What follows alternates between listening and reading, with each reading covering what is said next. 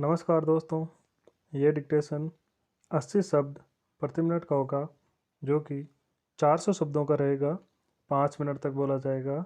10 second बाद start किया जाएगा।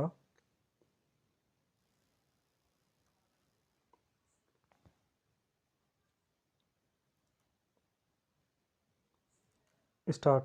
अध्यक्ष महोदय, वह हिम्मत करें जिससे देश में जमीन जोतने वाले को मिले और जो मेहनत नहीं करते उनसे जमीन लेकर उसका बंटवारा कर दिया जाए। मुझे आश्चर्य हुआ जब मैंने इस प्रतिवेदन को आरंभ से अंत तक देखने की कोशिश की और इसमें अंग्रेजी का इतना समर्थन मेरी समझ के बाहर की बात थी। अंग्रेजी के समर्थन के साथ रोमन लिपि तक का समर्थन किया गया है। जब हमारे संविधान में देवनागरी लिपि को राष्ट्रीय लिपि माना गया है और आज भी हिंदी देवनागरी लिपि में लिखी जाती है, मराठी देवनागरी लिपि में लिखी जाती हैं। अन्य भाषाएं अपनी अपनी लिपि में लिखी जाती हैं। रोमन लिपि के लिए इस आयोग की रिपोर्ट में किस प्रकार कहा गया, रोमन लिपि की बात कैसे इसमें आई, यह मैं कम से कम नहीं समझ पाया।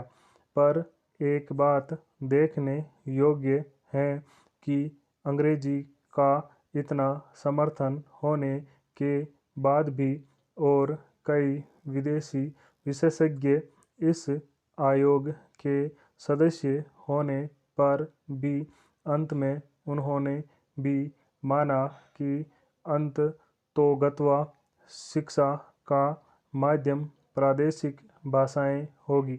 आयोग को भी यह मानना पड़ा कि अंग्रेजी के माध्यम रहने से देश की हानि हो रही है और संसार के किसी भी देश में ऐसी स्थिति नहीं है। आयोग स्वयं इस बात को स्वीकार करता है कि इस प्रकार विदेशी भाषा के माध्यम से हमारे देश की कितनी हानि हो रही है। मैं त्रिसूत्री भाषा फार्मूले का समर्थक हूँ। हिंदी साहित्य सम्मेलन, जो हिंदी की सर्वमान्य संस्था है जिसका इस समय मैं अध्यक्ष हूँ, उस सम्मेलन ने भी त्रिभाषा फार्मूले को स्वीकार किया। यद्यपि हम यह उचित समझते थे कि द्विभाषा फार्मूला रहता, एक मातृभाषा और दूसरी राष्ट्रभाषा, लेकिन हमें इस बात का भय था कि यदि द्विभाषा फार्मूला रहेगा तो मातृभाषा और अंग्रेजी रहेगी।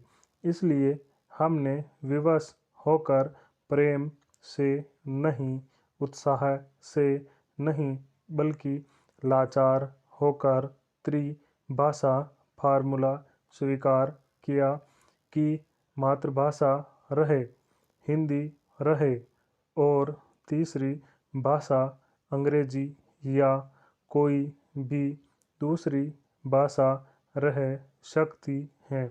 कहा जा सकता है कि हमारे यहाँ अभी स्नातकोत्तर पढ़ाई के लिए पर्याप्त साहित्य नहीं है। बड़ी गलत बात है यह।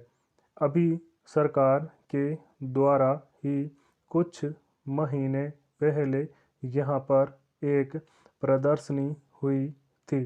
उस प्रदर्शनी से यह बात स्पष्ट है कि हमारे यहाँ पर वैज्ञानिक और शास्त्रीय विषयों पर भी कम से कम हिंदी में पर्याप्त पुस्तकें हैं।